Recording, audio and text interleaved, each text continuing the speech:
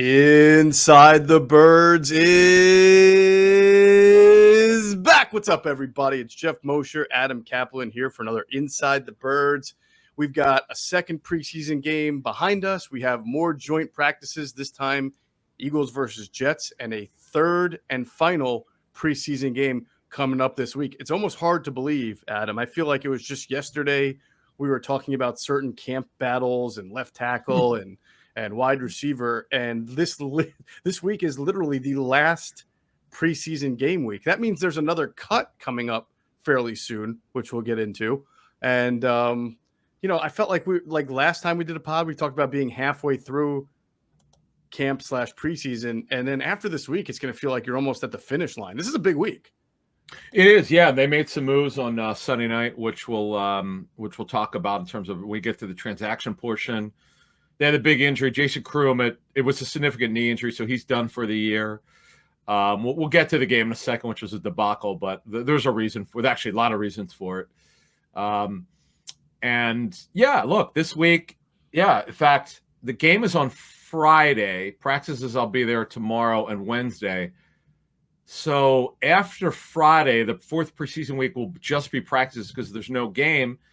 And then the media gets restricted after Wednesday. They will not get the full watch anymore. They only get 20 minutes. So I'll enjoy what I'll be seeing Tuesday and Wednesday, and we'll be plugging our people to make sure we know what's going on. But it's been an interesting week, no question about it. Yeah, no doubt about it. A lot of things to discuss. I mean, the preseason game was, it was a debacle, but there was a lot that went into it. Obviously, Jalen Hurts not playing, scratch at the last second.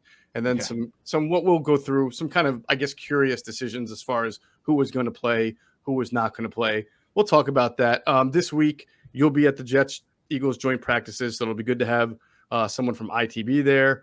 If you have been on InsideTheBirds.com, you'll notice that Andrew DeCecco covered the game for us on Thursday night. Thought I want to shout him out. Thought he did a great job, wrote a really nice story on linebacker play, wrote a good story about Devontae Smith's debut, which it was interesting. It's before just as we kind of talk about what's going on with the Eagles, but also the league. I mean, I don't know if you had a chance. I watched a lot of preseason football this weekend, and if you had a chance to check out Jamar Chase, his debut with the Bengals, and he had a bunch of drops too. And, everybody gets all, it's a game. But I thought the one interesting thing from Devontae that we will get into more is that, first of all, you can't expect him and Joe Flacco to have perfect timing together. They barely had time to throw to connect with each other. But secondly, there weren't too many times where I saw a Patriots cornerback get his hands on Devontae Smith at the line of scrimmage, which I think is really, really important. The ability to get out of press coverage by just not being able to let them get your hands on you. So that there was definitely a bright side to that. Andrew did a great job of writing about that, and we'll have joint practices covered. So please continue to be on InsideTheBirds.com.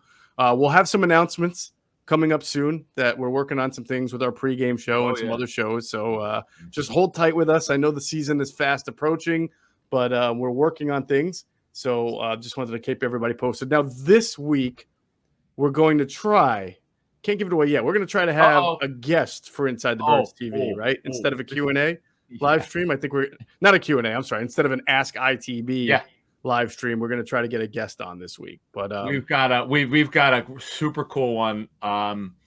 If we could pull it off, it'll be awesome. I'll just leave it at that. Very educational. It'll be very educational. Yes, no question. And we don't have any signed deals yet. These things take a while. These always go down the ladder. Just being in radio and TV, that's just Geoff and I have been in for years. These things sometimes go literally down to the wire right before the season starts. So when Geoff and I own this media company, so we're kind of people in charge. So we have to make decisions. It's kind of an odd challenge, but we love it. It's kind of cool when you own your own business. You get to make your own decisions, but it's not easy. So we've got to get through some things here. But the biggest stuff, why you guys are listening, is what happened in that game. We'll get into that. There's some injuries, which we'll update. Actually, it's mostly positive injury news for a change. How about that? Mostly positive injury news. We will get into it real quick, Adam, as we kind of because you've done your your NFL training camp tour. I really want to put you on the spot here with a really unfair question. Okay. But there's a method to my madness. Trust me. Okay. If you were a betting man right now, who would you bet on to win the Super Bowl? Forget the odds. Forget trying to make money off of a dark horse. Who do you think should be the betting favorite to win the Super Bowl right now? Could I pick at least who I think will make it? Of course, I don't turn the stuff in. I'm in a couple polls, but I mean, I want your feeling who you think right now is the best team in the NFL. All right, I'm gonna pick the Rams. Wow, I love it. I thought the Rams were a Super Bowl contender, so that's a great pick. I just feel like Stafford's gonna, for the second time in his career, he's gonna have 40+ touchdowns. All the Lion fans who don't like me, who went after me on Twitter when I said something on Sirius, and that pissed them off because they are sick of Stafford's underachieving. I understand that there's some truth to it, no question. He should be better than he has been. But I also look at coaching over the years, and the talent around him was never good enough. And you look at what he's worked with the Rams, the best talent he's ever worked with. As an aggregate total of receivers and tight ends, we know about Calvin Johnson as Hall of Famer, but you look at all the tight ends and receivers and Sean McVay, I mean, it just all adds up to me to be great. And I was blown away by Stafford when I was with them for 2 days of practice, plus the one with the Cowboys. So it's a fair question. I mean, you asked me. Sure. I think they get there from the NFC. I have to think about the AFC though. Okay. I mean, I think the AFC answer is a little easier. I mean, I think with the offensive line moves that the Chiefs made this offseason, to really cure up the one spot that hurt them in the Super Bowl. I'm not betting against the Chiefs to be in the Super Bowl. Well, I just think they have too much. Yep, I agree. How would you like to see? Because it wasn't a good game last year. The Buffalo Kansas City game was a rescheduled game, and the weather was miserable. But I would love to see the Bills Chiefs in the AFC Championship game. And I'm not done thinking about this, but my inclination would be the Bills Rams. Bills Rams. That would be a heck of a Super Bowl, man. That would be something a little different. No, I like that. I got to give my buddy Chris Mortensen credit. He was the one after Josh Allen's rookie season, despite throwing his accuracy was terrible. Mort had some really good intel on really who he was as a football player, as a person, and obviously coaching matters. Coaching has been terrific. He's had one of the all-time improvements of accuracy. Like you're talking over a 3-year period, almost 18% completion rate increase. It's almost hard. It's hard to believe. It's next to impossible. No doubt about it. It's been a hell of a story. All right. Well, it is that time of the year where people start thinking about what team, as we get closer to the season, is going to be the best team, what team might win a championship. You and I start getting really heavy, and millions of other people into fantasy football. I'm still kind of burned because last year I was in the championship game of my fantasy league and I lost. Who were your best players, if you could remember real quick? I think I did a heck of a job drafting quarterbacks last year. I drafted Kyler Murray. Nice. And I rode him and my backup was Tom Brady. So I rode Kyler, who was Kyler was a fantasy beast, but he started to struggle a little bit in December. That's when I turned to Tom Brady, and it was great. Did you know? I didn't know until John Hansen said it. Well, it turned out to be the quietest 40 touchdown season we could ever remember. He had 40 touchdown passes. I know, it was amazing, right?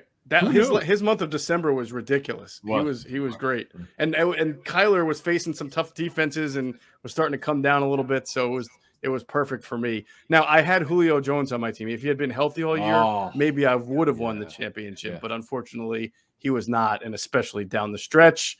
But that's what you and I look forward to because we're old guys. We look forward to winning fantasy championships, not real championships. We retired a long, long time ago, but Adam and I are still winning because we use Deal Dash, the online shopping platform that's actually fun. Deal Dash is the longest running penny auction website and app around. It's just too good to be true, folks. You've got to see this stuff. We've seen a car go for $900, brand new TV, less than $2. So many great, valuable things that go for, 1/100th of the price. You've got to check it out. Don't be a loser. Stop paying full retail price for things you want. Just get on Deal Dash. Go to DealDash.com or download the app. And when you register, enter the promo code ITB for a special offer for some bonus free bids. All right. We've got to Listen, we're contractually obligated by ourselves to talk about this preseason game, this 35-0 loss. And my first reaction, Adam, is there's always like a domino effect to things, right? Forget the starting quarterback. I mean, if you look from a defensive standpoint, your takeaway is they couldn't stop the Patriots from doing anything, right? Even though they were playing their backups and then third stringers after that. They got very little pass rush all throughout that game. Very little. And when they were able to hold the run down a little bit and come up with a third down, that's when no pass rush killed them. Patriots, Cam or Mac, they didn't throw the ball down the field a whole lot. They just completed dump offs to the running backs, passes over the middle, move the chains, first down, and then you keep the defense on the field, and then you obviously will succeed with running because that tired defense is still on the field. Now, they didn't do a great job stopping the run either, but I'm torn because some people will say this. Some people will say, well, these are backups, so you don't have to worry about it. Most of the first team was out. But that's not all true. I mean, when you saw the first team defense take the field, Eric Wilson was there. Steven Nelson was there. I'm trying to think who else. Anthony Harris was there. Yeah. Alex Singleton was there. I mean, there were starters. And then some of the backups who did not play well were guys who are going to be first off the bench when there are injuries. So you can just dismiss it all you want and say these guys aren't going to make the team. That's simply not true. Or that these guys are never going to be on the field. That part of it is not true. Yeah, the one thing that bothered me, I look, as soon as our good buddy Dave Spadaro from PhiladelphiaEagles.com, who was doing the sideline reporting, does a good job, by the way, on the broadcast. Sure. When he said the starting unit plus Barnett, so their top 5 defensive linemen were all inactive, I'm like, this is not going to be pretty. Right. They're going to get housed. It was exactly what I thought would happen, except, as you were talking about, as one person said to me, and I thought it was very fair, yes, most of the snaps you would expect they would get dominated because you're playing backups against their ones. And by the way, Patriots have a top 5 offensive line. They're terrific. Very underrated line. Not enough people talk about it, but Trent Brown's back at right tackle after a sabbatical with the Raiders. David Andrews is back. Isaiah Wynn is healthy. Owenu, the left guard, is terrific. Shaq Mason is good. Right. It's a really good offensive line and well coached. And they got housed. Now, but the one thing that this person said to me is like, you still expect these guys to show why they deserve to be on the field. Right. You're looking for an occasional really good snap. Yes, they're going to not play well against this offensive line. But give me 4 to 5 good snaps per guy. Mm-hmm. You didn't even get that. It was just Milt Williams did some good things. They were down in Lyman, so he had to play a lot. I mean, he was going to play a decent amount of snaps, and that happened. But look, in the end, these guys didn't handle the situation well. It was disappointing. But I would say this to defend them in one area: there will never be a situation you'll see more than 2 backups in the line on their defensive line. That will never. In fact, most of the time it'll be one guy. Very rarely it'll be 2 backups. These guys, particularly in the lineup at the same time, coming off the bench, it just won't happen. Right. So you won't have to, folks. You won't have to experience anything like this. But I understand the angst. People were going off, very pissed off. I understand the team after showing really well against Pittsburgh. You got five defensive linemen out. You got housed. But as Geoff said, he's right. You expected the back end. They had 6 starters, 6 guys who were key playing in the back end. A linebacker and DB. Slade didn't play, but the rest of the guys played, and unfortunately Wallace got hurt again. But they just didn't show up. They just did not play very well. And now you had mentioned this to close us off. I do think the continuity thing hurt them. It's just there's something wrong with this lineup. I don't know why. Like, let me ask you this question. Let me throw it back to you. Mm-hmm. If you're Nick Sirianni and you decide to hold out your defensive line, why don't you just hold out everybody? Well, why play all these? I don't understand it. I kind of understood. I think he was trying to play both sides of the fence, right? I kind of understood why he might want to play Isaac Seumalo because Seumalo was hurt and missed the first game. But then he also played Jordan Mailata, who played the first game and hasn't been hurt. Why did he do that, but then let the other 3 guys? Is it because those guys are under 30? Like, I agree with you on continuity, especially with the offensive line. You either should probably bench them all or sideline them all or start them all for just one series. And you certainly didn't do Joe Flacco any favors by putting him out there with the second team offensive line. I mean, Nate Herbig's first snap goes about 30 feet over it. Do you know how hard it is to snap the ball over Joe Flacco's head? 6'6" and a quarter. Yeah. I mean, what is it? Yeah, he's 6'6", right? Yeah, plus. Yeah. I mean that was one hell of a bad snap right there. I mean, if you're going to snap it badly, that was like the end of times type of bad snap. Right. I don't know how much Herbig has played. I need to ask, played center or been, how many snaps he's had with Flacco. I don't know. I need to ask that. Mm-hmm. But it was just, the whole thing was a disaster. Well, Herbie's been playing center on the second team for a little bit now because you remember they started putting Opeta at left guard while Sayamalu was out. Yeah. Driscoll at right guard. So on the second team, I believe Herbie was running at center quite a bit. He should have been, but I don't know how many. I need to find out how many snaps they worked together. Fair. But the whole thing was a disaster. It was painful. Like you said, it's like we have to talk it was tough about to watch. Yeah. But look, now you said earlier about Devontae Smith. Boy, here's where he looked great. And this is alluding to what you were talking about. His releases were tremendous. He's so explosive off the line. Yep. Because you talking to receivers coaches, one of the many things that they'll talk about, it's like top 5 releases off the line. And he is so explosive. That was good to see. But, man, overall, though, the receiver position, not very good. Yeah, we'll get into that in a minute. I want to one more thing on just the overall takeaway. I wrote this on the website. We should never, get too high or too low on anything preseason wise. So I'm sitting here just like you. I'm not like, oh my God, this team is terrible now. Yeah. One stat jumps out at me. When you see something repetitive, right, in 3 or 4 games that jumps out, then maybe it becomes a concern, right? The Patriots ran the ball against them 44 times. Okay, just running the ball. The Eagles had 46 total plays. So imagine only having 2 more total plays than the number of times the Patriots ran the ball on you. And if you go back to the week before, the Steelers ran the ball 42 times. The Eagles ran 41 plays. So that's 2 times in a row that your opponent doubled your total play output and had more running plays than you had total plays. That shows you're not moving the chains and you're not stopping them at all. And, the starting D-line played in the first game. Now, I understand they didn't play very much, but that is concerning. I mean, they only played like 8 plays, but right. I'm not going to go off the rails of the run defense because the starting D-line was out this game. Right. But, we'll see what they do because remember, tomorrow and Wednesday, they've got the joint practices.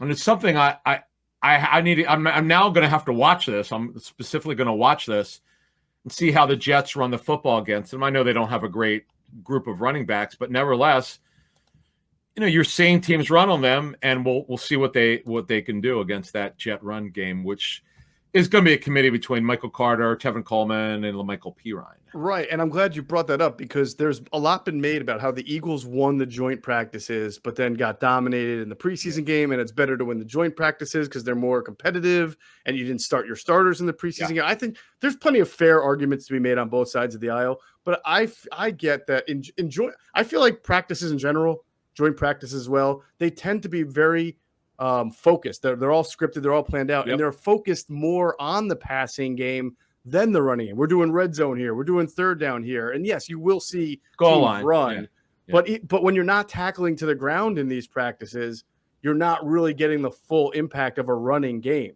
So I hope that them being dominated twice in 2 games against the run is not a harbinger for things to come. And maybe, Adam, and you'll be able to tell us this by our next podcast, because these things are planned out and scripted. Maybe Nick will have a talk with Robert Saleh and say, hey, look, we need to work on our running game. So we want to do this. Make sure you play your base defense against us because I really want to smash them. I know we're not tackling to the ground, but I really want to get our running game going versus this look, and I want to get our run defense going. So please run it against us more so than you might in specific drills. So there's always a give and take when these coaches kind of talk and script it out together. Right. In fact, Sirianni said in his Sunday press conference that he already talked to Saleh. They had a good talk before this press conference. And that's what happens. You go over what you want to do. They're typically kind of the stuff you're talking about. Goal line, red zone, a lot of red zone plays. They'll do goal line drills. In fact, years ago, it was definitely John Harbaugh. It was with the Ravens. They were hitting. They in a joint practice. You rarely see this. They did tackling a goal line draw. I was shocked. Mm-hmm. That's what Harbaugh. That's what he does. They are the kings of the preseason. What did they won? 19 preseason games in a row or something like that? Yeah, it's crazy. Look, I mean, I know it. Other than the Ravens, it doesn't matter whether you win or lose because the all-time one is what a great Lions. Statement. Other than the Ravens, it doesn't matter. No, but the Lions, remember the Lions went 4-0, then wound up losing all 16 regular season games. I know. But that's just so funny that the Ravens take it seriously, do well, and then they actually do well in the regular season too. So yeah, I got to look at though. Mm-hmm. Right, but I want to look at the amount of play. I want to look at the amount of snaps that they're playing and so forth, But right. It was a bad showing, not just defense. It was both sides of the football. And, again, as Geoff said, you don't want to make too much of it because it doesn't really mean anything, particularly when you're not playing any of your defensive linemen. But you also want to go into your first game feeling good about yourself. And that's certainly the challenge right now. Absolutely. All right, let's focus on a positive. I want to talk about the Eagles running backs. I mean, Miles Sanders played a little bit, looked good, looked dynamic. I tell you one thing I didn't love, and it wasn't Miles. It was Jordan Howard. 3rd and 1, run up the middle. The hole is there. Look, we know Jordan Howard, of all the running backs they have, is probably the least explosive. But he's a big guy, and you would have just liked to have seen him hit that hole. I know on that play, I think Pryor and Goddard didn't hold their blocks as well as they could, so he got swarmed. But they weren't terrible. There was a hole there. He just didn't go up and hit it. But in general, I thought running backs played well, and Gainwell came in and showed you he can catch the ball so well and run routes so well. They have such a good diversity with this running back group, Adam, that we've talked about.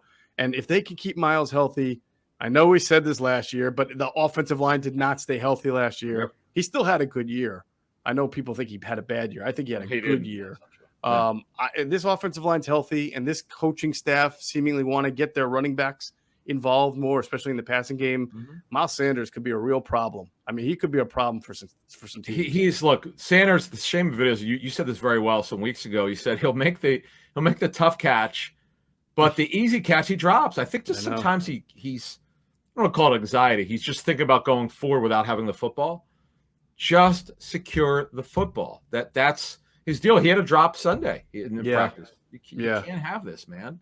There are some guys, Adam, I don't think anybody worked harder during the Chip Kelly years on the jugs machine and catching the ball than Jordan Matthews. I mean, he constantly worked the jug machines. But you know what? He didn't have baby soft hands. He didn't. He didn't have. He would drop occasionally. He would make some nice catches too, but he was not that guy plucking. Everybody's now plucking the one-handed catches and doing all that. He would have occasional drops. And honestly, he worked so hard at it. And you just wondered, was it that he just mentally couldn't do it, or that the hands just weren't built that way? Miles Sanders doesn't have those Byron, who's the running back? Scott. He doesn't have the Boston Scott. Boston Scott. I want to say Byron Scott. Yeah, Boston Scott hands. Doesn't have the Kenny Gainwell hands. And so maybe he'll never, ever be perfect. But like you're saying, the over-the-shoulder ones he seems to do fine, and go across the middle, catch 6 of 8 of them, and you'll probably better off than last year. The one issue though he's going to have, it's kind of alluding to what you're talking about. He's going to be committed on passing situations. I just know the way coaches think. Mm-hmm. Yeah, he's clearly the guy on first and second down. There's no sharing. But when we come down to third down, we know Gainwell's going to be involved because that's why they drafted him. Okay. Yeah, but until Gainwell can be better at pass protection, then it's going to have to be both of those guys on the field. Then no, you know what I'm saying? Well, Pony, as you were telling us weeks ago, Boston Scott, obviously he's really good in that. Mm-hmm. That's just what's going to have to happen until he shows that he could not drop the football. And he's an average pass protector at best, Sanders. He's trying to get better at it. He just needs to be better at it. Right. We'll see, but he looked great. That 10-yard run was beautiful. And by the way, give the offensive line credit. They blocked. It was beautifully blocked, and he had a zone cut. It was beautifully done. Yes, absolutely. So wide receivers. Do people believe us now when we say that it's still a challenge and it's not a very deep position? I mean, Travis Fulgham doesn't take a snap until after half. Remember our last podcast, we talked about how the coaches wanted to see more from him. They thought his focus hadn't been there. They really needed to get him more invested. I felt like they were sending a message right there. You're not even playing the first half. We want to see how you respond to that. I'm going to give you. I just got this over the weekend, and I'd have to. I mean, there's no way for me to verify it. I know it's true because it was from tape. Mm-hmm. Might have been the Pittsburgh game plus last year. So I had a personnel source. I don't know if he's called the Eagles yet because it's not a GM. It's someone below a GM. It's a personnel director level with another team. Because they're going. What they do now is they have trade calls where they go, "Hey, where are you heavy? Where are you deep?" And they try to feel other teams out who they're looking to move. He said going through Fulgham's tape, he could tell last season that he had concentration issues. The tape showed it. I was like, that's the first time. You and I knew his issues, and we outlined it on our show last season and why he was cut by the Lions twice and the Packers. But I'd not heard anyone say on tape that there were some times where he didn't give it the maximum effort. Not good. Yep. Well, I agree with you. I want to clarify that for people who may not understand that. Concentration issues doesn't just mean that you don't catch the ball well when it's thrown to you. Could be you're not aligning in the right spot, or as you just mentioned, are you a little high in your route running because you're just not focused on your vertical stem. You're letting things get to you, so you're kind of haphazard in your route running. There's a whole lot in it, but we're hearing the same things. I mean, they're just not as enthused with him right now as they were hoping to be. They thought this guy had a beautiful chance to come in, claim one of the top 2 or 3 receiver spots. He's got that size that you're looking for that some of these other receivers don't have. But as we've outlined for quite a while, and this goes back to last year, the coaches want to see that consistency. They want to see that focus. They want to see him rise to the occasion. And I don't know this for a fact, but I thought him not playing at all in the first half was a little bit of a message to him. Yeah. And I'm curious to kind of get the info on how it's hard to grade them from a production standpoint. The passing game was so bad in the second half and the protection wasn't good. But if you're Aaron Moorhead, that doesn't matter. You're just watching every route. Did they run it right? Did they line up correctly? Did they attack the cornerbacks leverage the right way? Were they invested? Were they full steam? So it'll be very interesting to see what lies ahead for Travis Fulgham. Remember, you asked me last podcast if I felt like he was in jeopardy of making the 53. Yeah, and I said, you know what? I'm starting to feel like he is. And that game cemented it for me when he doesn't even play until the second half. I'm to the point with this guy because we know what we understand. The 4 games where he was incredible, maximum effort, route running tremendous, leverage, explosion, line him up inside or outside. This is your X receiver for like the next 5 or 6 years. And then everything sort of steadily went downhill after Jeffrey came back. That never should have impacted him. I understand he's a young guy and all that. We've talked about his background's not your usual way to the National Football League and college football. But fact of the matter is this kid's super gifted. As you said, he's got everything he wants, size, all the ability in the world, and he's wasting it. Look, again, folks, he's been cut 3 times. There's a reason for it.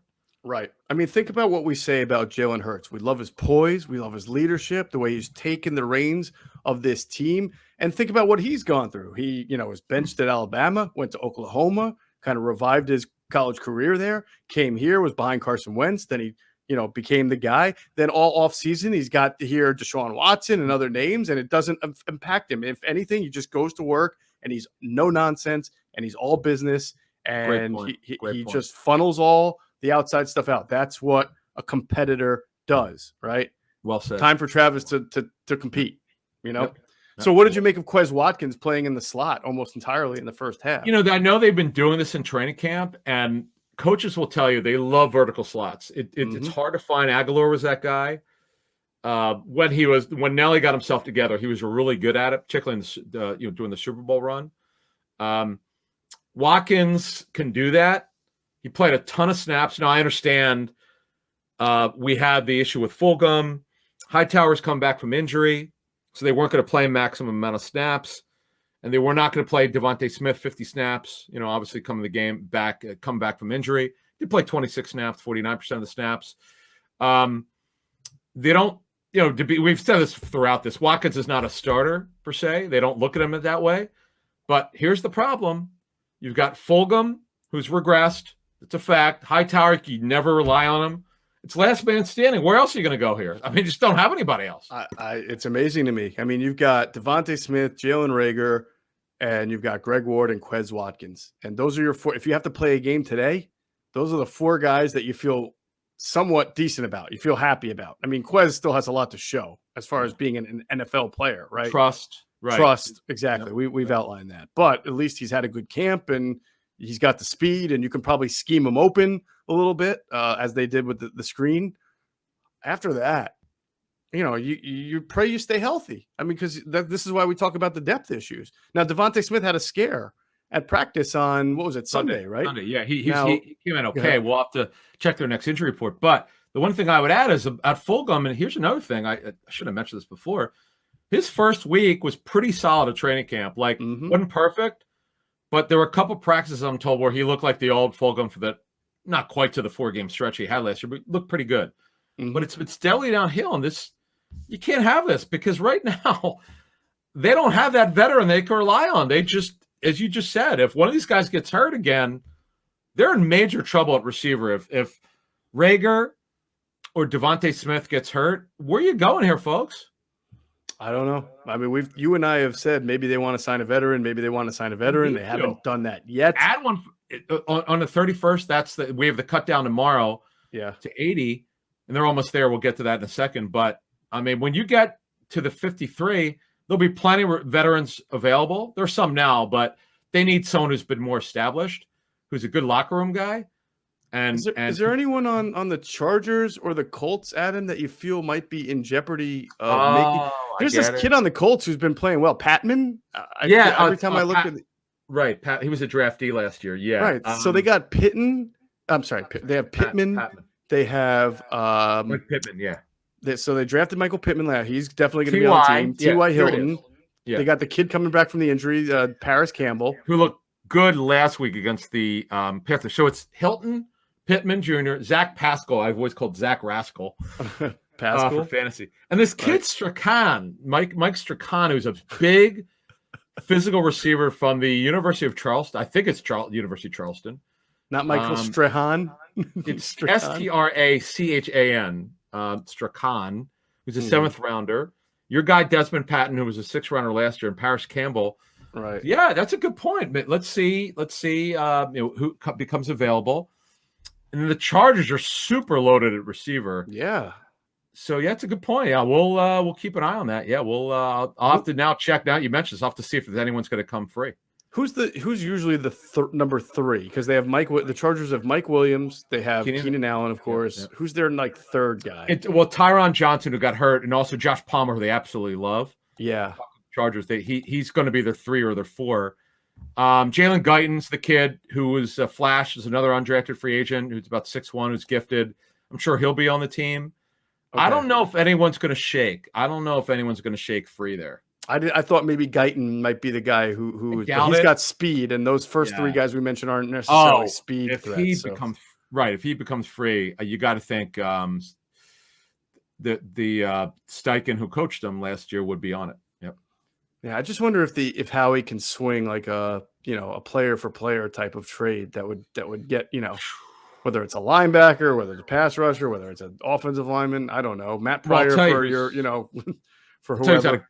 Great camp is Austin Prohl, one of Ricky's sons, who they claimed off of waivers for the Niners. He was tearing it up for the 2 days I was there, and from what I heard, he's still done well. Mm-hmm. But that's a good point you make. We'll have to keep an eye on that for those 2 teams, sure. You know what high school Ricky Prohl went to, right? No. Hillsborough High School in New Jersey. Oh, I figured New Jersey when you said that. Okay. Kevin Patullo, I believe, was born in Hillsborough, New Jersey. So little There's Hillsborough, New Jersey knowledge for everybody, historical knowledge there. All right, so we've talked about the wide receivers, the running backs, offensive line. We mentioned it was very odd to me that Sayamalu and Mailata played, and then the other 3 guys didn't. I was watching, at halftime of the game, they were showing like the week of practice that led up, and they had Jeff Stoutland mic'd up, and he was kind of riding Mailata hard after one of the joint practices, telling him, I want to see you do better at this and use your hands there. These guys are – it's funny. Every time Jordan Mailata does a press conference, they ask him if they think he's like really improving. And Jordan says, I don't know. I get yelled at every single day by Jeff Stoutland. He had a couple plays in the Pittsburgh game that weren't, they need to be better. Yeah. But he's the left tackle. We know Right. They don't need to name him. We'll name it. He's a left tackle. I said this 3 weeks ago. He's a left tackle. It's just a matter of being a full-time starter now. Can he play at that elite level or very high level consistently? Because football's new to him. Mm-hmm. And you're just not going to know until you get there. And they got Atlanta week 1. Thank goodness for the Eagles. They got Atlanta, though they're going to play a hybrid 34 under Dean Pease, who came out of semi-retirement.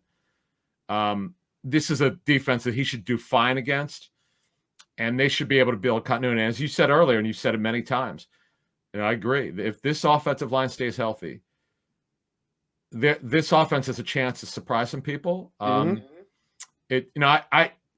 We've seen enough of Hurts. We know enough about Hurts that he's had a nice camp. It's been down sometimes. He's struggled with hold on to the football, but he's gotten better with it. He's starting to get a better feel for it. Protection, it's been pretty good in training camp. They've got a chance to be a surprise here, but the one concern is receiver. I just don't know if you could go into the season with this group and feel like they're going to get the job done week in and week out. Yeah, no doubt about it. I was a little offensive line wise. I was a little surprised. I didn't think Nate Herbig played his best. Look, at the end of the day, he's still Nate Herbig. He lost a lot of weight. There were times last year he struggled, but you thought all that.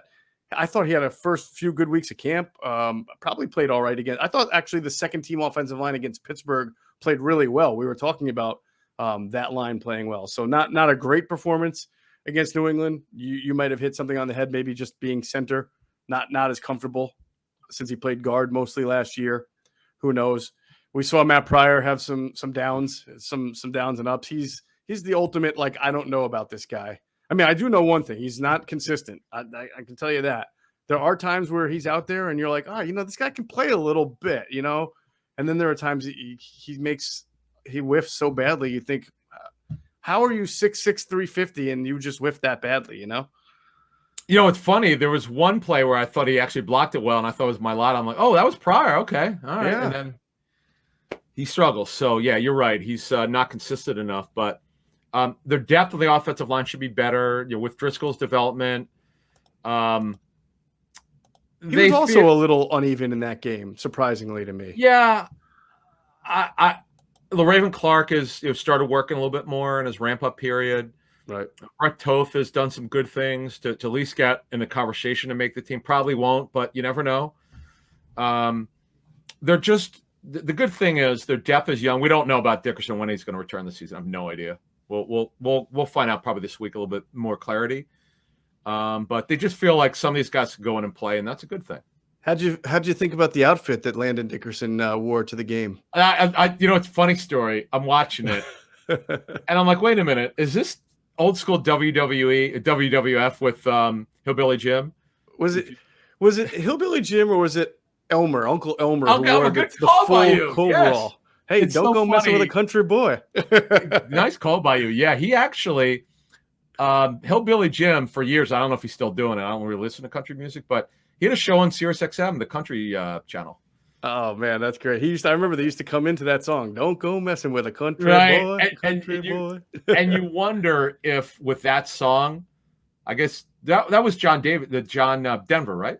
The late John Denver. Oh, was it? I don't know. I figured it was for copyright. You wonder if his estate got it. But anyway, well, that's a good question. But no, I dug that. I thought it was pretty funny. Yeah. That's all right, so we'll move on. We covered Flacco did not look great, but he also was, thrown into the fire there. He had the second string offensive line. It just didn't work. The whole thing was their whole team was out of whack. It just the lineup changes.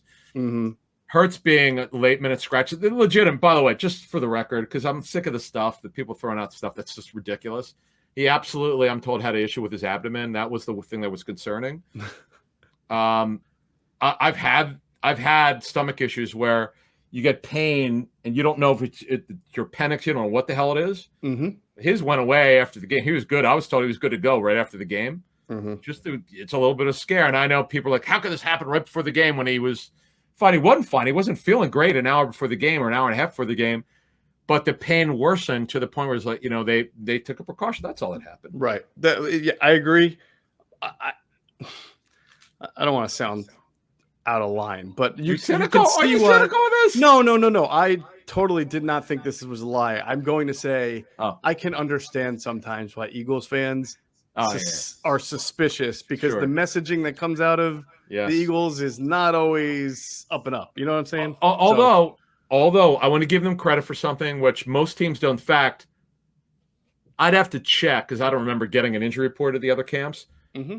The Eagles are the only team that I know does an injury report daily for reporters. They do not, under any circumstance, have to do this. So kudos to them. Oh wow, I didn't realize that. Okay, yeah, I was like, I was kind of taken aback when they first started doing it a couple of years ago. I'm like, it's actually really cool that they do this. Yeah, and they'll actually say the body part instead of doing what Doug Peterson used to try to lower body, upper body. I'm like, come on, man, dude, just say that what the injury is: a knee, back. Right. It was like hockey, lower body, upper exactly. body. And we'll go over. We have a little bit more detail from our sources on this stuff, but kudos to the PR staff for doing this. They don't have to do it, and I think it's great. What kind of intel have you gotten on Flacco just in general for his camp? Good, solid camp. Yeah, I don't know. Because his practices have been fairly good. Yeah, I've heard solid, very solid. Happy with him. Look, it was a disaster in this game, but there were some reasons why. Right. He didn't play well. Bottom line, he didn't play well. No one did. I mean, it's not. I mean, when I say no one on their offensive line could say, "Yep, they were great this game." They were not.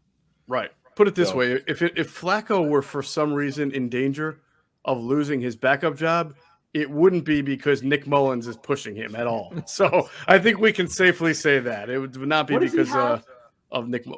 Probably has more interceptions and completions, right? I was going to say, is this an NFL record? 3 picks on 10 attempts, something, whatever the hell it was. It's bad. It is bad. And I feel, look, he's making throws with people in his face too. But I mean, sure.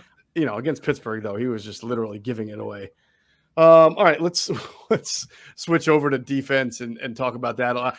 Everybody's like, great, now we get to talk about the defense. Yeah, with not much left. Awesome. Yeah. How wonderful is that?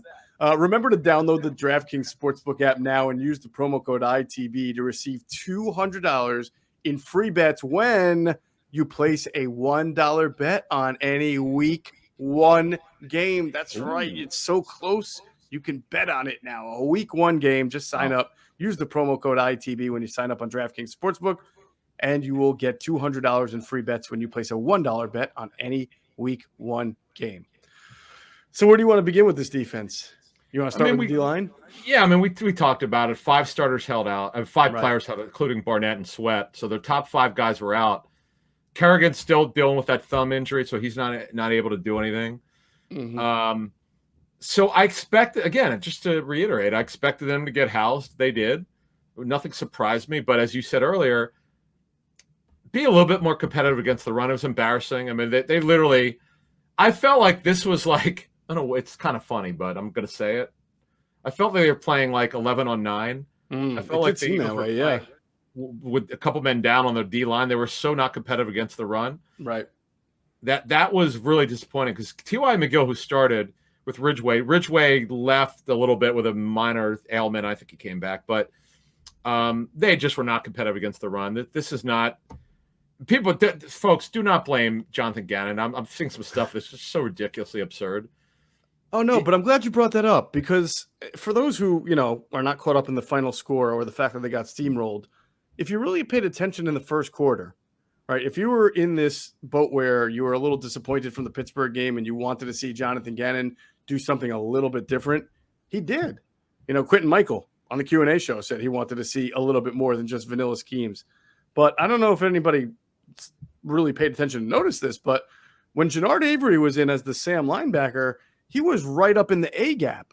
In fact, he was almost like a 5th lineman at times, kind of shooting the gaps on the ball. Exactly, right. Coming in there, being disruptive, diverting the run a little bit. And that was something you did not see in the first game. So it's good to see, again, if you're looking at preseason for individual effort in usage and not outcome, that was a pretty interesting way to use an on-the-ball linebacker, Sam linebacker. And there were times he was able to shoot through and divert the running back's path. Now, of course, the rest of the defense needs to make the tackle after that, and that didn't always happen, but I digress. I like the way they use him, and I saw a decent amount of stunting at him as well up front. We've talked about that this is going to be a defense that moves, plays line games, has guys, whether it's ET stunts and tackle or tackle. You did see stunts in that game. So but it wasn't completely vanilla. they were so vanilla, and their coverages were about In as the back, basic. yeah. It was like high school basic. They didn't do anything because they're not giving any pre-snap and post-snap stuff away. That's the big thing that they're bringing in, which they barely did it under Schwartz. Right. And also he was handcuffed because he's playing with backups. But you want to point the finger at Gannon because his D-line sucked. The backup guys didn't play well. Okay, that's fine. Mm-hmm. But for he was handcuffed with this. Kerrigan is another guy. You talked about Avery. This is what they wanted Kerrigan to do prior to the thumb injury. He's going to be on the ball linebacker and DN. He's not going to play. I mean, he'll play some with his hand down. Right. They want him to do what he was doing in Washington, and because he hasn't been on the field, when he's healthy, I have no idea until he gets on the field exactly what he's going to do. I mean, I know what they were planning for him to do, but you have to see. Joe Oshman unfortunately has a concussion, so he didn't play. He hasn't been cleared yet. Mm-hmm. Avery, by the way, there's interest from other. I talked to 2 teams that actually have interest in him. They've talked to the Eagles about him, so we'll see. So do you think maybe that was a good way of showcasing some of Genard Avery's skills? That's a good point. I don't know. I just know that he's still best in a 34 front. He really is not a great fit for 43. Right. Now, they found a way, as you were talking about, to stand him up and play him on the ball. That's really the only way he could survive as a Sam linebacker. Because you're not going to ask him to drop in coverage. He's just not your traditional 43 Sam. He needs to play over the ball. And he's for a guy who's short, we've seen him in a locker room. He's got super long arms for a guy's size, and he's so explosive. That Niner game last year, because I know a lot of teams have looked at it, that is like the best he'll ever play. It was unbelievable in that game. He was great. He housed Trent Williams. Yeah, he did. Derek Barnett played in that. No, he housed somebody. Derek Barnett was the one who housed Trent Williams in that game. Although maybe they both did. Yeah, actually. So did Avery. Avery was terrific in that game. Yeah. Yeah. So if you think about, why it would be that maybe there would be something happening with him is because, as you mentioned, they've got 3 guys kind of trying to compete for that one spot that they're not going to play 100% of the time, right? That's Sam's spot. They've got Genard Avery, they got Ryan Kerrigan, and they have the rookie who they were liking, Patrick Johnson from Tulane, kind of trying to teach him that spot. Now, I don't think Patrick had the best game there against the Patriots. He played better against the Steelers, but 3 guys for one spot. So if you feel like you have a surplus and there's interest, that can only be good for the Eagles. Yeah, we'll see. Good nugget there. Yeah. Yeah. So go ahead. I was just going to say that I'm not saying the Eagles are shopping them, but some of these moves typically get done by the day of the initial 53, which is the 31st. Actually, wow. Wait, when is the next cut down? Because it's tomorrow. Tomorrow is 80, from 85 to 80. So that's Tuesday. Okay. All right. And then next Tuesday, the 31st, is the cut down to 53. Wow. Right. Yeah, first time on. Jeez. Crazy, right? Yep. All right. I want to talk one more thing on two more guys on the D line. Okay. One was Milton Williams, who, as we discovered in that game, he's playing defensive end. We knew he was playing defensive end and defensive tackle. When they want to be a little bit bigger and more stout, they put him at D end. When they want his pass rush, in nickel, they move him to D tackle, which is interesting because it goes back to the 53-man projection we were talking about, right? And when you're trying to get numbers at certain positions, when you have that kind of versatility, you can go quote unquote light in one area because you can move a guy and can say he's at this end of this. So we'll see how that plays out. I thought he was all right in that game against the Patriots. Did some good things, I was told. Yeah. The one guy who I wanted to see more from, and he had a lot of opportunities, and we had talked last podcast where he had a good game against Pittsburgh, was the rookie Teron Jackson, who I didn't see a whole lot of burst from. I thought I was going to see a little bit more. He was out there a lot and did not kind of have the same kind of effort against New England that he did against Pittsburgh. So we'll see. I mean, at one point I felt like, he's trending toward making the team, but you know how it is with these guys who are 6th and 7th round picks. It's, every single day you got to kind of prove yourself. I mean, Correct. At the end of the day, he's probably more suited for the practice squad, or if he is on the 53, he's going to be inactive for the first many weeks until there's injuries or something like that. Yeah, and that was the tough thing about this game because you're playing Teron Jackson. If he makes it, he's not going to play very much. Right. But because they rested their top 5 guys, I mean, they had to play. They just didn't have anyone else. Mm-hmm. This D tackle group. What we've talked about this before we moved to linebacker and DBs. Yeah. Where are you at with this backup group at D tackle? Well, I should have mentioned that it's my understanding that Marlon Tuipulotu, the fifth round pick, one of their Six. was it? Oh yeah, one of their 3 6th-round picks, right? He was a little bit better than he was against Pittsburgh, but he's still not where they wanted him, whether they want him to be. I mean, this is a guy that even though he went in the 6th round, as we've outlined on this show, they thought very highly of him. They thought he was versatile, played at USC, felt like maybe some of the things, some injury history may have knocked him down, but he's healthy now, and he's just not overly productive out there. He's kind of lost in the sauce, to be honest with you. He doesn't do much to stand out. So when you're looking at this defensive tackle depth, Adam, as you just asked, Fletcher Cox, Javon Hargrave, you're really set there. Who's your number 3 defensive tackle? T.Y. McGill is the guy who's flashed the most this camp. Hassan Ridgeway is the guy I think they all felt would rise by the end of camp and claim that mantle. Either way, you're not like really comfortable with either of those as a starter if one of the top 2 guys goes out. And clearly Milton Williams, they feel like is best moving around and not just playing defensive tackle or just playing D-end. So you can't be deep everywhere. And well, I mean, you can, but they're just not as deep as on the D-line, interior D-line, as they've been in the past. Yeah, and that's, to me, it's something at the 53 man. Let's see what veterans become available.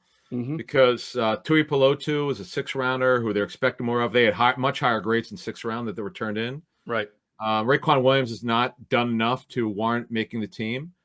So to me, behind Fletcher Cox and Hargrave, who's been an absolute superstar training camp, they're going to have to look around here. To me, if you and I were on the show, we're looking for D tackles. Yeah, I mean, right now, if the 53 had to be decided today, I think McGill and Ridgeway make it because McGill has had a good camp. He knows he's been around for a little bit, so that would be 4 DTs, and I'm not sure anybody else has really merited. Again, if you consider Williams kind of a hybrid and not just DT, you know he's on the team. Yep. But when you need to stop the run or if you need somebody to play alongside Hargrave or Cox because the other's injured, it would be either Ridgeway or McGill or some kind of rotation.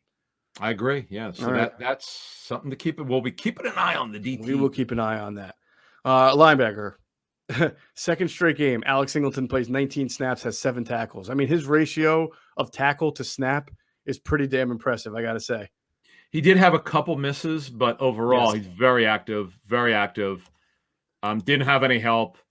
He's a good football player. Like he's an amazing find for them. And the funny thing was, this time last year, there was trust me, Geoff and I were reporting on this. There was actual question whether he'd make the team. As absurd as it is, there were some questions whether he'd be on the team. He made it, obviously, and he was a great find for them. I don't know how they found him in the CFL. You got to give whoever they're typically pro personnel people. That's a hell of a find for them. Yeah, it's been a very good find. Here's my takeaway on these 2 linebackers, Wilson and Singleton. They should be your starting nickel linebackers. I don't think there's any. Nickel is your base defense. Those 2 guys are your starters. I think where they really excel, where I know they really excel, is being sideline to sideline. They have very good range. They're very fast, and they can attack those sidelines. Neither of them are really big guys. They're not thumpers. If the ball is run up the middle on them, I think that's going to be an area of deficiency for both of those guys. But the defensive coordinator's job is to create schemes that funnel the run a certain way, which is actually what defensive coordinators do all the time. They set up a defense to have to do their best possible to funnel the run one way based on their personnel. This team will probably be better stopping running backs in the flats and on the edges than up the middle. So they'll try to funnel the run to the edges. Doesn't mean they'll be successful. If you're an offensive coordinator and you see that, you say, all right, well, maybe I'll throw an extra tight end out there. Or maybe what I'll do is take both of my guards and pull them to the right. So now these 2 linebackers who play so well on the sidelines have to get through 2 big guards on a sweep before they get to my running back. So it'll be an interesting cat and mouse game that goes on. But these guys are for being, undrafted. Both of them were undrafted, Wilson and Singleton. You got to like the energy, the spark, and the sideline to sideline action that they give. Yeah, and the thing about Singleton, I was told, is that when he was before he went to CFL, he was with Seattle, then New England a little bit, and Minnesota on the practice squad. he was not physically developed. I know he's a smaller guy, but he needed to put he'll never be big, but he needed to put more weight on and strength. And he's a really good athlete. Like, I remember Greg Cosell saying how much he stood out on tape is how well he moved. Mm-hmm. And now, we know they're a 4-2-5 team. Everything we've heard on that, that's not changing. That's really what their base is. You want to be honest about it. Yeah. I don't know how many times they're going to play with 3 linebackers, as you were talking about earlier. If Avery is the starting Sam this season, he's still here.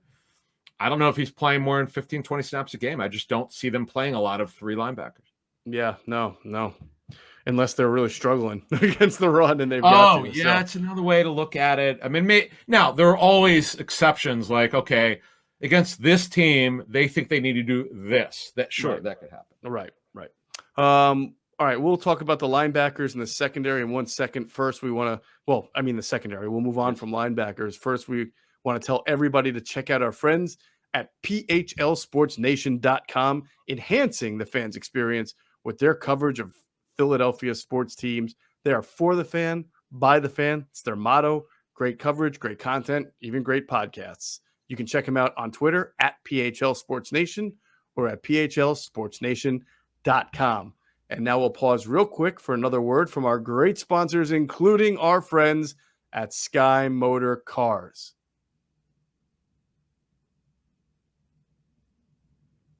All right, if you go into Sky Motor Cars out in Westchester, PA, make sure you tell them Adam and Geoff sent you. You'll get the best deal.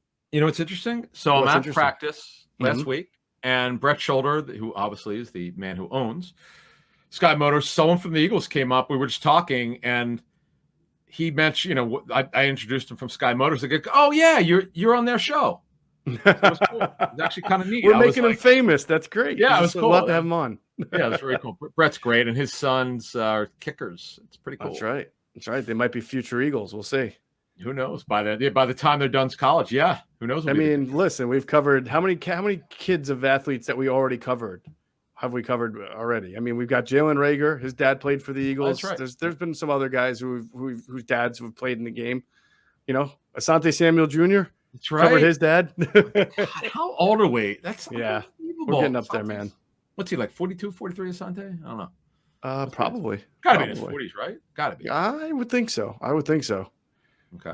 All right. The defensive backs. Let's start with Zech McPhearson because he had such a nice first 2 weeks of camp. And, I think we all knew that at some point the baptism by fire would come. He would play in these preseason games and they would target him a little bit. And that's basically what happened. First of all, there was no pass rush. So I can't totally kill Zech McPhearson for not making a bunch of plays. I mean, you're covering professional NFL wide receivers and they have all day to get open on you. And that was really kind of what you saw. Yeah, they isolated him, no doubt. They went after him. He got the baptism by fire. He did the previous week against Pittsburgh. Right. So, look, these are meaningful stats for him. It's really important that he got out there. Yeah, there were some struggles. No question about that. He's a good kid. He's really smart. He's well coached. They've got a good secondary coach. So they're with Denard Wilson. So he'll get him up. He'll get him back. No question. I'm not worried about his confidence. Just that their hope was from the very beginning that Nelson plays well, that everybody stays healthy at corner. McPhearson will be their top backup outside corner. That he doesn't have to play more than 20 snaps a game. But look, if in this game Slay was not playing, they decided to rest him and played Nelson, and this is what you got. Yeah, this is one of those areas, again, where we talk about depth will hurt the Eagles if they have injuries. And, they know this, by the way. If Darius Slay gets hurt or if Steven Nelson gets hurt, there's nothing they can do. They know they're going to have to play the kid. They know he's going to get targeted. They just have to hope that they can collectively as a defense withstand some of it. But it's tough. This is a tough league to try to hide a rookie corner who wasn't ready. You go back to 2017. Right. And I remember when Darby got hurt. I mean, think about how important Darby was because corner was their weakest spot. But they were able to rotate 2 guys in his spot. What they did was, if you remember, Jalen Watkins was still on the team. And he was in year 4 by then, 3 or 4. So he had learned. He'd come up through the team. And, of course, they had Rasul Douglas as a rookie who was able to go in. And he actually had 4 interceptions that year. He played fairly decently as a rookie because they were able to put him in a position where the opponent couldn't pick on him too much. The Eagles had a really nice pass rush. They were better at linebacker with Jordan Hicks and Nigel Bradham. They had Patrick Robinson playing well in the slot. They had Malcolm Jenkins there at safety so they could help out that spot. Rodney McLeod. They had a way better collective defense to be able to withstand Ronald Darby missing 10 weeks. And Corey Graham was a really good third seed. Like when I say really good, this is pretty much the end of the line for him after this season. Mm-hmm. But he definitely did a good job. He was a former corner, by the way. A lot of people don't remember that, but he was. And to continue his career, he was one to play safety, and it's a good story. Look, depth is so important, and that was the secret sauce for the Eagles. With all the injuries they had in the Super Bowl run. And the depth here, I got to question it. I don't know what that to me is. We'll make our picks, 2 weeks about where we see them, finishing. But I'm still concerned with depth at certain positions. I'm concerned too, but like, what kind of, if you're Howie, right? You can't. You had only a little bit of money to use this. You had to be very creative with every contract you signed this year. I mean, you're also transitioning. I know they're not saying that they want to compete. They did fill holes, starting holes, but it would have been very hard to be a very good and deep team this year with all of the transition and the money that they were absorbing in dead cap. Like I can't knock them, is what I'm saying. I mean, I understand. You can't be that now. I'm just saying this is an issue. Like, right. Corey Graham, who was with them in 17, 18, and 19. I think 18 was his last year with them. Yeah, 17 and 18, right. Right. But he gave them, that's the kind of guy that you would love them to have. Sure. As a third safety, and they just don't have that guy right now. They don't.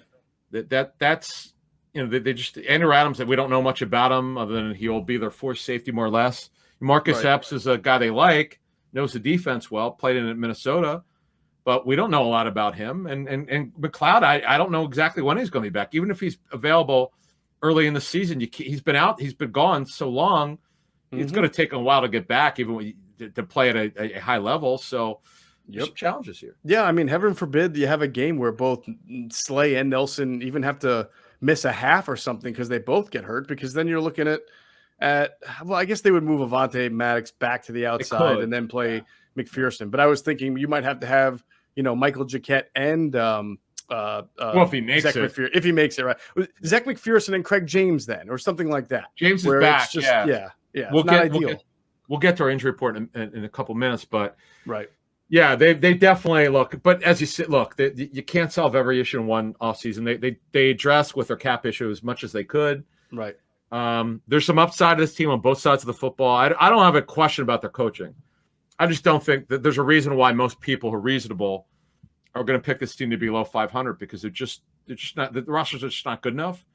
But there's a lot now. If it overachieves a little bit, if the receivers shock us and play consistent football, and the line shocks us and stays healthy for 15 out of 17 games, and this D line, it could be great. This could be a top 3 D line. Then maybe they shock the world. We'll see. Yeah, I get your vibe. I don't know if I'm ready yet to say I don't have a question about the coaching, because it's all, a lot of these guys are new. But I get what your point is as far as all right, so that rounded out the defense in that game, and hopefully the game against the Jets will be a little bit more. Do you think they'll play? I'm fascinated by how teams are treating these preseason games. I mean, there's just no consistency. Do you think significant Eagles will play against the Jets? I know you don't know. I'm just asking. No idea. Because it's funny you mentioned just the way things are. So for years, when teams had 4 preseason games, it was almost uniform, other than what Belichick would do, and I'll get to that in a second. But first preseason game, starters play 1 or 2 series or none at all. Second game, a quarter. Third game, up to a half or even in the third quarter, depending on how the coach felt. And the fourth game, they don't play. Now, it's haphazard. The Rams don't believe in playing anybody who are starters. The Panthers played, because talking to them, Matt Rule believes, in old ways of doing football, you should play your stars at least a little bit. Ravens played in this second week starters quite a bit into the second quarter, mid-second quarter, late second quarter. So other teams I spoke with, we're not doing it. They're not playing. I'm like, okay.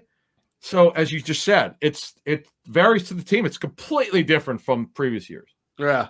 By the way, I wanted to bring this up. One, I'm not drinking the Kool-Aid on joint practices are just like games. That's what this coaching staff is trying. No, they're absolutely not. Are they competitive? Yes. Can they be competitive, more competitive than a preseason game? Because you have ones versus ones. Yes, absolutely. But it's not a simulated game. You're doing drills. You're not tackling. You're not tackling. You're Right. throwing a few passes, and then the next set quarterback comes in, and then the next quarterback comes in. You're rotating with teams. You're not out there running 7, 8, 9 plays, moving the ball for X amount of minutes in a row. So I disagree. I think I'm not saying you can't learn anything, but if Jalen Hurts were to not play against the Jets, that means he would go into the season opener against the Atlanta Falcons with 10 preseason snaps, 2 series, 10 preseason snaps under his belt. That doesn't sit well with me. I mean, I get preserving a guy and health is important, but for those who say like you don't need to see him, it doesn't matter. I think you need to get adjusted to the speed of the game when it's more than just 10 snaps. Absolutely. What it is actually to me is game situations where the defense can actually tackle you, and your play. I want to see him with the starting unit get more snaps. Yeah. That I agree, man. You and I are kind of seeing it the same way. But now the value from my tour, I saw a bunch of these joint practices. They love the ability, and I understand they're not being tackled, but we were talking about this at the start of the show. Okay, let's do goal line. Let's get our leverage against the defensive line of the other team. That's got real value for them. No doubt. I wasn't trying to crap on joint practices. I really like joint practices. I'm just emphasizing they are not like the coaching staff keeps trying to tell you that these are like games, and that's where I say no. I disagree with that analogy. Yeah, a little strong. All right, let's get to round finishes up with some injuries. Man, Jason Kroom, that was not helpful for him. It sucks. I feel bad that he tore his knee.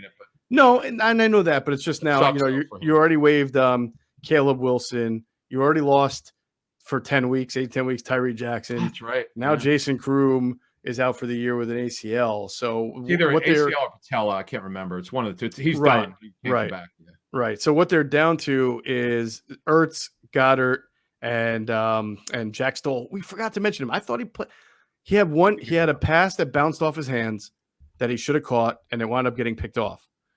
That's not great. But he actually made some pretty good catches in that game. Blocked decently in that game. So you saw what you wanted to see out of Jack Stoll in that game. Did you get that same feedback? I thought you did. Yeah. Yeah, he did. He actually had the run after the catch where it was like a pinball. He just kept going forward. He's barring it would be a pretty significant surprise if they cut him. I don't see it. Plus they gave him $120,000. I'd be very surprised. But they did sign on Sunday Carrie Angeline when they put Kroom on IR. Correct. Let me see. What else do we need to know? Yeah. All right. And they have Richard Rodgers, of course, still. So their 4 guys are there. Yeah. They're no. Even if Ertz is traded, they'll be fine. They waived on Sunday Lavert Hill, Jamon Osborne. We knew he was going to make the team. They owed him. They gave him guaranteed money. I'm told it was $80,000 at signing. Okay. So that'll be dead money. Luke Juriga was put on IR. He was waived off IR with injury settlement. He passed through waivers unclaimed on Sunday. So that's that for him. The injury report, by the way, Hurts, we should mention, practiced Sunday. He was fine. He looked good. Andre Diller, we told you our last show we were here, he was going to start working. He did, but he's limited with his sprained knee. I don't know what it is. The fact that he's back already, he's got to be an MCL. It's got to be if he's back this quickly. Jason Huntley with the ribs limited. Jacoby Stevens is finally back with his hamstring strain. That's good. They need to get him. I don't know that he'll play this week, but man, they need to get a better eval. He was really coming on before the hamstring strain. He was. Hargrave worked with his ankle on Sunday. James worked with his foot. Fletcher Cox now has a groin injury. He was limited. Avery now has 2 separate groin injuries. Both sides. You only have 2 groins, right? You have a left and a right groin. So right. He can't hurt any others. No, I know. But hopefully he doesn't turn out to be anything more than that. That's just day-to-day. Barnett with a shoulder is day-to-day. Kerrigan with the thumb still not working yet, although he's doing he was actually in uniform when I was at practice with the Patriots, but I didn't see him doing anything. Osman's not been cleared yet of the concussion. And remember, Kevon Wallace now has hurt his groin again in the last game. So I don't know exactly when he'll be back. Hopefully it won't be long. And the only guy that they're really concerned about is this calf strain with Davion Taylor. Clearly it's significant because he's still week to week. Yeah, I remember when it happened, we said calves can be very, very tricky. Mm-hmm. They can be much longer than you think. And this will be week 3 now, right? That he's not is longer than we have at least 3. At least 3 weeks. I mean, it's basically all of training camp. He was there for the first few days, and that was it for him. Good. No, not good at all. And he's going to take up a roster spot. He's going to be on the team, and he's going to get back to practice at some point soon. But then he has to basically start from ground zero again. So it's going to be linebacker's tough for them. Sometimes they don't even get lucky. And Osman too. I mean, he had that concussion. The day after the Steeler game is when they diagnosed it. So it's a full week now that he's still not been able to get back onto the field. And I don't know if he's even where he's at in the protocol, if he's even gotten on, because part of your protocol is you do get back onto the practice field for a day. Yeah. And I don't even think he's gotten to that part. Correct. Yeah. He hasn't been cleared yet. And by the way, Kerryon Johnson passed through waivers on claim. So he is on IR. I'm not surprised that he wasn't claimed because the knee issue is a known factor on the NFL and teams know this. So they're like, why would we claim a guy which we don't even know would be able to play for us? So right. He is now on IR, and we'll see if they wind up reaching injury settlement with him. All right. We'll see. I hope Joe Osman's okay. When you hear concussion and it's been a week, you always get a little concerned. So hopefully he's good. That's going to wrap it up. We will be back Thursday, 6 a.m. We will talk about we'll get your bird's eye view, no pun intended, from Eagles-Jets joint practices. And, of course, we'll preview the final preseason game, and hopefully we'll have some more information then about who's going to play and how much and what, because that'll be a fascinating decision awaiting Nick Sirianni. That's it for this edition of Inside the Birds, the leading podcast in Eagles Intel.